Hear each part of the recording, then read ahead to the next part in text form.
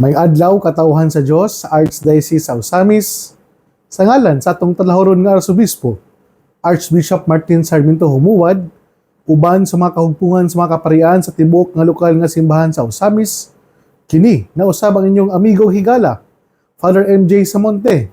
Maghatod og pamlandong nyo karong adlaw karon nga Martes, sulod sa ikakauag-unom nga semana sa ordinaryong panahon. Oktubre 1, 2024. Ang ebanghelyo na atong pamalandungan karon atong pagakutloon sa ebanghelyo sumala ni San Lucas.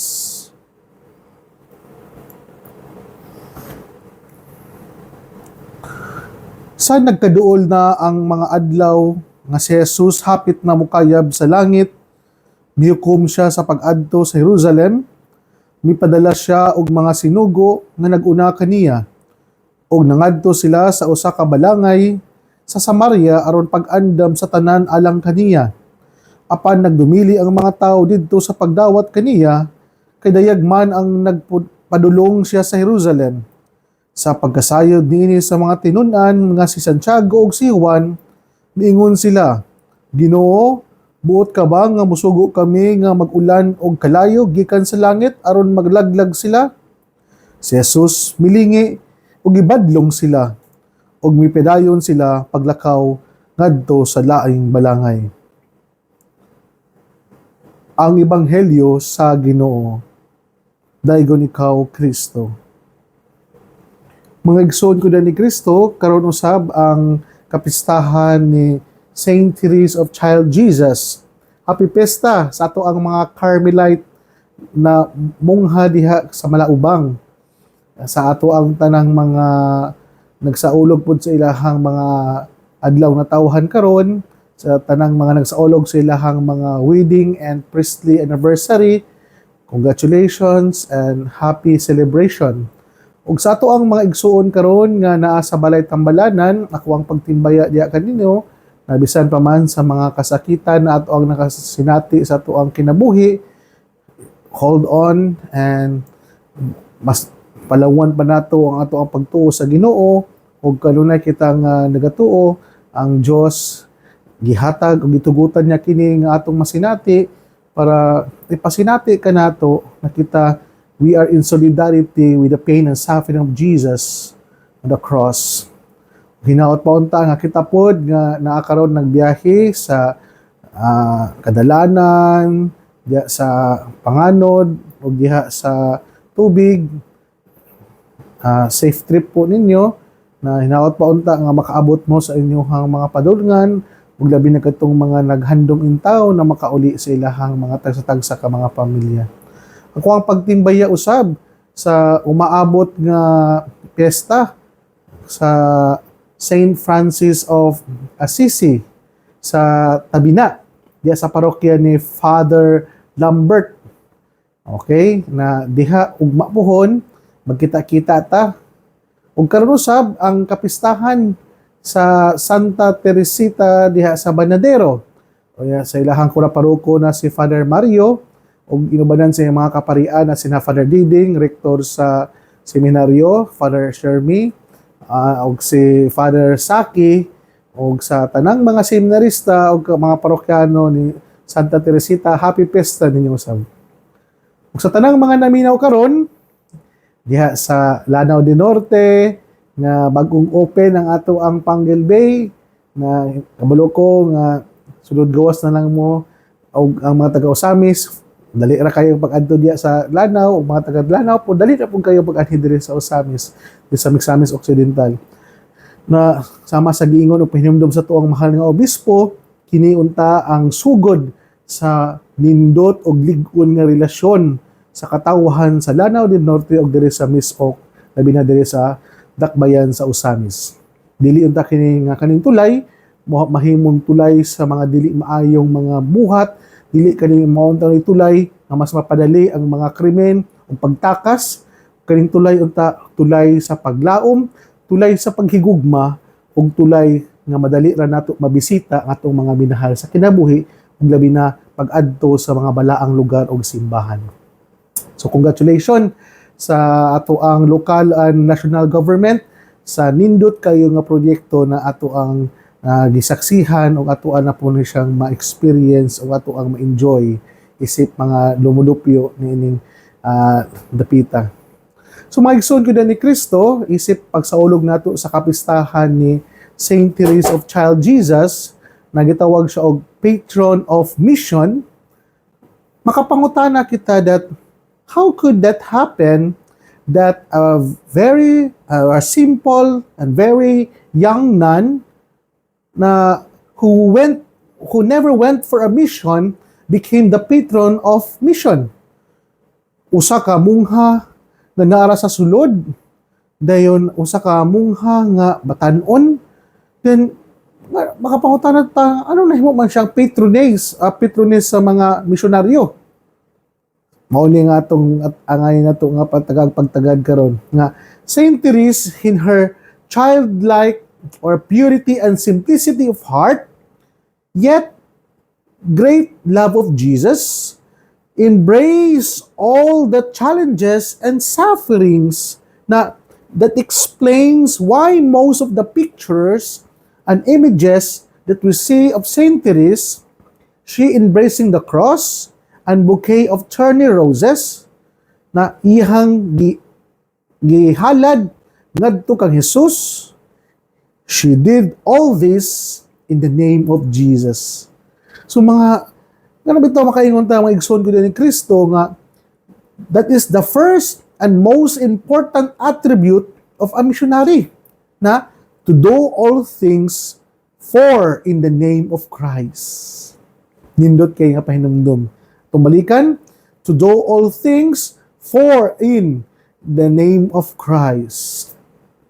So may pasabot na mag-igsoon ko ni Kristo that we are also called to be like childlike Saint Therese, that in her great love for Jesus, like Saint Therese, we may also embrace our sufferings and challenges with great love of Christ. Yes, tinuod na mga igsoon ko ni Kristo. Sama sa ato ang ebanghelyo karon nga samtang nagkaduol na ang adlaw nga si Jesus hapit na mukayab sa langit, mihukom siya sa pag-adto sa Jerusalem. Mipadala siya og mga sinugo nga nag-una kaniya ug nangadto sila sa usa ka balangay sa Samaria aron pag-andam sa tanan alang kaniya. Kabalutang ang mga Hudiyo ug mga Samaritanhon, they don't have what we call an harmonious and peaceful relationship. Nasuko ang mga Hudiyo sa mga Samaritanhon or kay tungod dagi kani sila na mga group of people, they engage relationship with the pagans na maoy dili gikahimutan sa mga Hudiyo. Ug mapoy hinungdan kay dili man ganahan ng mga Hudiyo nila, kani mga Samaritanhon po dili po ganahan sa mga Hudiyo.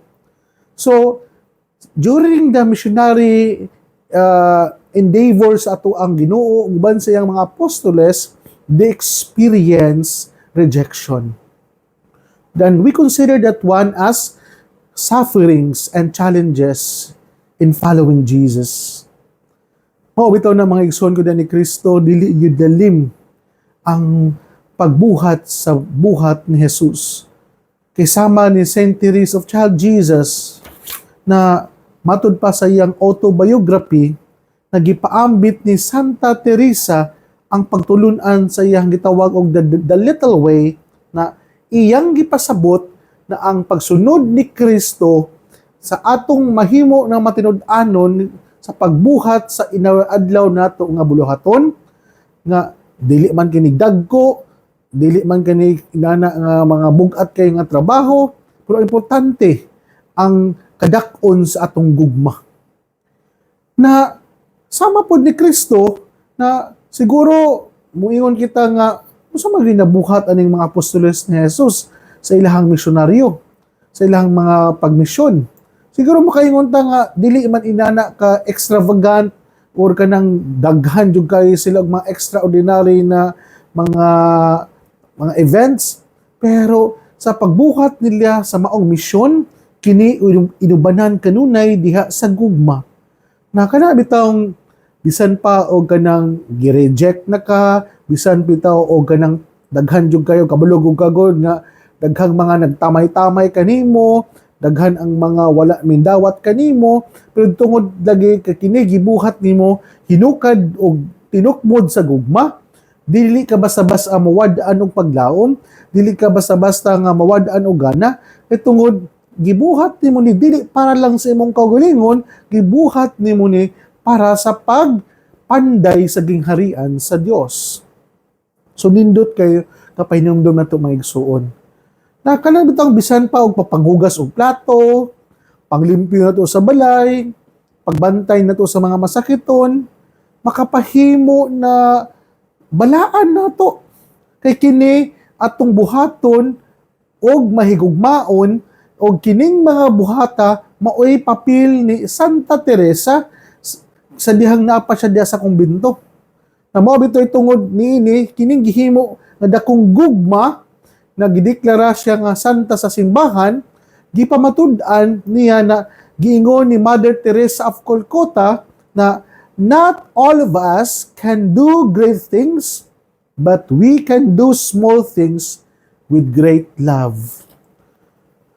Mao bitaw mga igsuon, isip mga misyonaryo sa ato ang lokal nga simbahan, kita gihagit man nga bisan pa og simple kayo ang ato ang mga pagmisyon diha sa ato ang lokal nga lugar, dili man kailangan nga pabibo kay permente ang ato ang mga activity, pero hinaot pa unta kini puno sa gugma.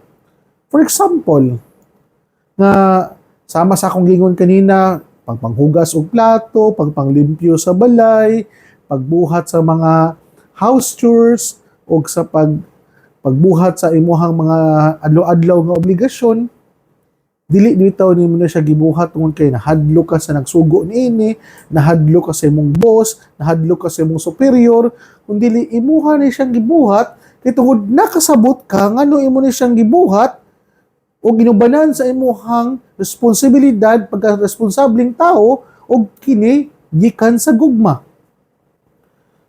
Mao bitaw mga igsoon ko ni Kristo, isip hospital chaplain. Mao jud kani ang ako ang present nga ako ang ma-share gyud dayon ninyo. Nga sama sa kong gingon nyo kaniadto nga kanang simpleng presensya lang di ay namo sa pagbisita sa mga masakiton para nako wala lang na. Para nako murag simple lang na siya. Pero sa taong gibisita, sa taong masakiton nga gitagaan og oras og panahon, para kanila dako na kay na siyang impact sa ilahang kinabuhi.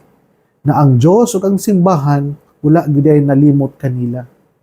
Ako ni siyang gibalik-balik mga igsuon ko ni Kristo, because as what I said, not all of us can do great things, but we can do small things with great love. Karami taong ipabati nato sa mga taong masakiton, nga bisan pa man sila nanay baho, bisan pa man sila gidilian na sa kadaghanan, bisan pa man gani ang ilahang mga minahal sa kinabuhi, dili na kayo nga muunong kanila, tungod sila kanang liability na kayo, pag-ilis silahang mga diaper, kanang pagbantay nila nga ilahang mga minahal sa kinabuhi, dili na kayo katulog og tarong, tungod lagi nagbantay kanila, na naadyo sila watcher. Samot na nga gipakita pa yun sa ato ang simbahang Katolika nga sila giampuan, sila gipakaon sa santos nga Eucharistia, ug sila gidihugan sa ilahang pari. Dako di kay naog ka ng impact sa taong gibisita kay para kanila nga even though it is a small act of love, pero kini hinukad puno sa gugma.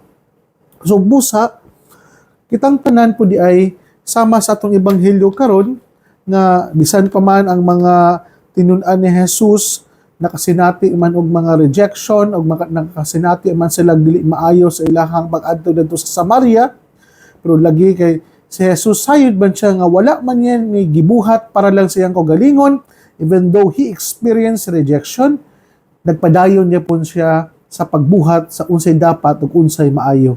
Lain naman noon ang mga tumong tinguha sa iyang mga tinun-an si Santiago ug si Juan, ning suggest naman sila noon ng usa man Ginoo, buot kag sugo kami nga mag-ulan ug kalayo gikan sa langit aron malaglag sila. Dili ana mga igsoon nga porket na nakay power, na nakay kakayahan nga buhaton ang mga pagbalos, mura man dayon og dali lang kay nato dayon na pag-revenge, pag-retaliate og mga dili maayo. Unsay ang gibuhat ni Jesus? Iyang gibuhat nga gibadlong sila o may padayon sila sa paglakaw ngadto sa laing balangay. Simple ba kay na ha? Na kung wala ka dawata ng lugar, itaktak ang imuhang ang abog, ang lapita, dayon talikod o balhin. Ayaw ipamugos.